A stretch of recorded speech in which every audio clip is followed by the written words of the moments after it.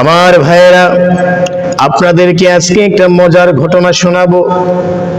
খুবই ভালো লাগার একটা ঘটনা শোনাবো। এই ঘটনাটা আমার মনে হয়ে গেল, হঠাৎ করেই মনে হয়ে গেল, এজন্য চাচ্ছি আপনাদেরকে শুনিয়ে দেই। আমার হাতে যে ঘড়িটা দেখতে পাচ্ছেন, এই ঘড়িটা আপনাদের মহল্লার এক ভাই আমাকে হাদিয়া দিয়েছেন। কয়েকদিন আগে হাদিয়া দিয়েছিলেন, আমি রেখে দিয়েছি। শুক্রবারে জুমার নামাজ যখন পড়ব তখন ঘড়িটা হাতে লাগাবো, কারণ আমি সচরাচর ঘড়ি ব্যবহার করি না। ঘড়ি আছে আমার অনেকগুলোই, কিন্তু পরি না, ভালো লাগে না। আর এই ভাইটা আমাকে ভালোবেসে পছন্দ করে মহব্বত করে এই ঘড়িটা দিয়েছেন, এজন্য ঘড়িটা আমি রেখে দিয়েছি। শুক্রবারে জুমার নামাজ পড়ব ঘড়িটা হাতে দিয়ে। আমার ভাইরা, নবী করিম সাল্লাল্লাহু আলাইহি ওয়াসাল্লামের একটা ঘটনা মনে হয়ে গেল এই ঘড়িটা হাতে দেওয়ার কারণে, ঘড়িটা হাদিয়া পাওয়ার কারণে। নবী করিম সাল্লাল্লাহু আলাইহি ওয়াসাল্লামের কাছে একবার একটা মহিলা নিজের হাতে চাদর বানায়া, একজন বুড়ি মহিলা নিজের হাতে চাদরটা বানিয়েছে। চাদরটা ছিল লাল ডোরা কাটা চাদর।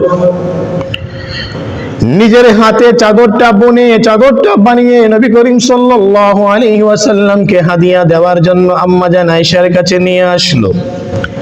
আম্মা জান আয়েশার কাছে আয়েশা বলল, আম্মা জান আয়েশা, আমি রাসূলের জন্য নিজের হাতে এই চাদরটা বানিয়েছি, রাসূলকে চাদরটা দেবেন। আমি দেখতে চাই আমার হাতে বানানো চাদরটা পরলে আমার রাসূলকে কেমন দেখা যায়। বুড়ি মহিলা নিজের হাতে চাদরটা বানাইয়া রাসূলের জন্য নিয়ে আসছে। আয়েশা আম্মা জান আয়েশার কাছে দিল। আম্মা জান আয়েশা রেখে দিলেন। রাসূল যখন ঘরে আসলেন, আম্মা জান আয়েশা সালাম দিলেন, আসসালামু আলাইকুম। ইয়া রাসূলুল্লাহ, ইয়া হাবিবাল্লাহ, একজন বুড়ি মহিলা একটা চাদর নিজের হাতে বানিয়ে আপনার জন্য নিয়ে আসছে। আপনি যদি ওই চাদরটা পরেন তাহলে ওই মহিলা খুশি হবে। নবী করিম সাল্লাল্লাহু আলাইহি ওয়াসাল্লাম চাদরটা হাতে নিলেন, কিছুক্ষণ দেখলেন, দেখার পরে রেখে দিলেন। আয়েশা, চাদরটা তুমি রেখে দাও, আমি শুক্রবারে জুমার নামাজ যেদিন পড়াতে যাব ওই চাদরটা গায়ে দিয়ে জুমার নামাজ পড়াবো। আমার ভাইয়েরা, যখন এক ভাই আমাকে এই ঘড়িটা হাদিয়া দিলেন, আমিও নিয়ত করেছি জুমার যেদিন পড়াবো সেদিন ঘড়ি হাতে দেব। তাই আজকে আমি এই ঘড়িটা হাতে দিয়ে আসলাম। আপনাদের মধ্যে অনেকেই আমাকে বারবার বলেন, হুজুর আপনি হাতে আংটি লাগাবেন, ঘড়ি পরবেন, দেখতে ভালো লাগবে। কিন্তু আমার কাছে ওইসব ভালো লাগে না। আমার কাছে আংটি পরতে ভালো লাগে না, ঘড়ি দিতে ভালো লাগে না, কেমন কেমন জানি লাগে।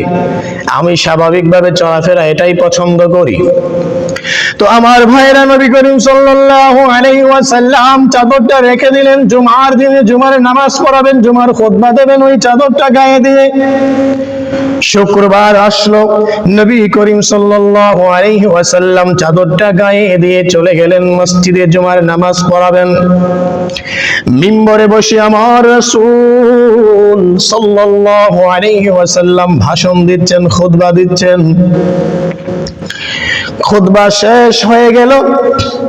এক সময় একজন সাহাবী রাসূলের কাছে আয়েশা বলতেছে, ইয়া রাসূলুল্লাহ, ইয়া হাবিবাল্লাহ, আপনার গায়ে যে চাদরটা, ওই চাদরটা আমার কাছে খুব ভালো লাগছে, চাদরটা খুব সুন্দর। নবী করিম সাল্লাল্লাহু আলাইহি ওয়াসাল্লাম বলেন, এই চাদরটা তো আমাকে একজন বুড়ি মহিলা দিয়েছে নিজের হাতে বানিয়ে। ভাবলাম আমি জুমার দিনে জুমার নামাজ পড়াবো এই চাদরটা গায়ে দিয়ে, এজন্য আজকে পরে আসছি।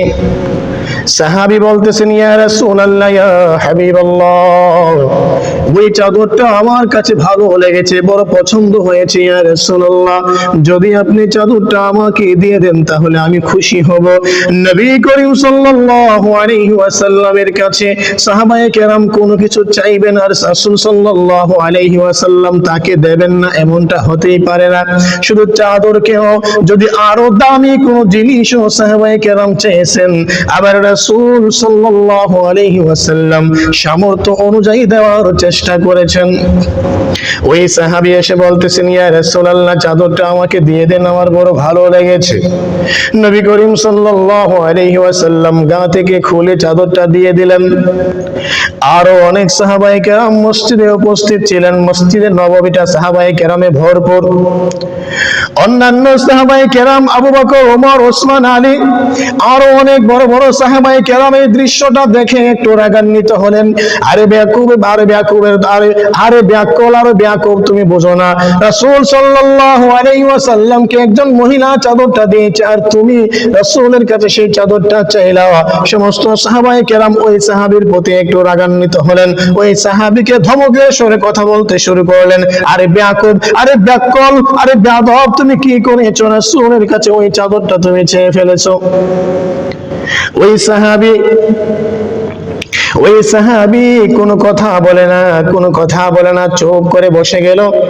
নবী করিম সাল্লাল্লাহু আলাইহি ওয়াসাল্লাম সাহাবায়ে কেরামদেরকে বললেন, থামো, তোমরা তাকে ধমকাইবা না, কারণ আমি নিজে খুশি হয়ে তাকে দিয়েছি। ওই সাহাবী চাদরটা হাতে নিয়ে কান্না করতেছে, চোখের পানি ঝরঝর করে ঝরতেছে। সাহাবায়ে কেরাম জিজ্ঞাসা করলেন, এই মিয়া, তুমি কান্না করো কেন? তুমি তো চাদর চেয়েছিলে, রাসূল তো তোমাকে চাদর দিয়েছেন, তাহলে এখন কান্না করতেছো কেন? ওই সাহাবী বলেন, আমি কান্না করি কেন তোমরা কি জানো না? আমি কেন কান্না করি তোমরা তা জানো না? আমি এই চাদরটা রাসূলের কাছে কেন আমি চেয়েছি, কেন রাসূলের কাছ থেকে এনেছি, সেটা অত তোমরা জানো না। না জেনে আমাকে ধমকাইছো, আমাকে ধমক দিয়েছো। আমি এই চাদরটা রাসূলের কাছ থেকে এনেছি, আমি গায়ে দেব না, আমি এত বড় বেয়াদব হতে পারি না, রাসূলের জামা আমার গায়ে লাগাবো? আমি এরকম কোন বেয়াদব না, আমি এরকম বেয়াদবি রাসূলের সাথে করতে পারি না। সাহাবায়ে কেরাম বলেন, তাহলে তুমি চাদরটা এনেছো কেন? ওই সাহাবী বলেন, আমি চাদরটা এনেছি, এই চাদরটা আমি রেখে দেব, আমার মৃত্যুর পরে যেন ওই চাদর দিয়ে আমাকে কাফন দেওয়া হয়। সাহাবী বলতেছেন, এই চাদরটা আমি এনেছি, এই চাদর দিয়ে আমার কাফন দেওয়া হবে, আমি আমার আত্মীয় স্বজনকে বলবো মরার পরে চাদর দিয়ে আমাকে কাফন দেবেন, কারণ রাসূলের চাদর, ওই চাদর দিয়ে যদি আমাকে কাফন দেওয়া হয়, আমার চাইতে ধন্য আর কেউ হতে পারবে না। বাকি সাহাবায়ে কেরামরা যখন শুনলেন ওই সাহাবীর মনের কথা, সবাই তখন অবাক হয়ে গেলেন, সকলের চোখ দিয়ে পানি আসতেছে। আরে এত দেখি ব্যাকল না, বরং দুনিয়ার চালাক। আরে তোমার চাইতে সৌভাগ্যবান ব্যক্তি আর কে হতে পারে? তোমার মৃত্যুর পরে রাসূলের চাদর দিয়ে তোমাকে কাফন দেওয়া হবে। সাহাবায়ে কেরাম আশ্চর্য হয়ে গেলেন, আরে আমরা তো আনতে চাইতে পারলাম না, রাসূলের কাছ থেকে আনতে পারলাম না, ওই সাহাবী তো জিতে গেল, ওই সাহাবী জিতে গেল। আমার ভাইয়েরা, আমি আপনাদেরকে এই ঘটনাটা বলার কারণ ছিল, আমাকে এক ভাই গড়িটা হাদিয়া দিয়েছিলেন, এটা হাদিয়া যখন দিলেন, আমার ওই রাসূলের কথা মনে হয়ে গেল। রাসূলকে বুড়ি মহিলা চাদর হাদিয়া দিয়েছিলেন, শুক্রবারে জুমা পড়াইতে গেলেন, ওই চাদর পরে আমাকেও ভাই গড়িটা হাদিয়া দিয়েছে। এজন্য আমিও আজকে মসজিদে জুমার নামাজের সময় হাতে দিয়ে আসছি। আমার ভাই, আল্লাহ তাআলা আমার রাসূল সাল্লাল্লাহু আলাইহি ওয়াসাল্লামকে কেমন চরিত্রবান বানিয়েছিলেন চিন্তা করেন। সাহাবী চেয়েছেন, সাথে সাথে তার গায়ের চাদরটা সাহাবীকে দিয়ে দিলেন।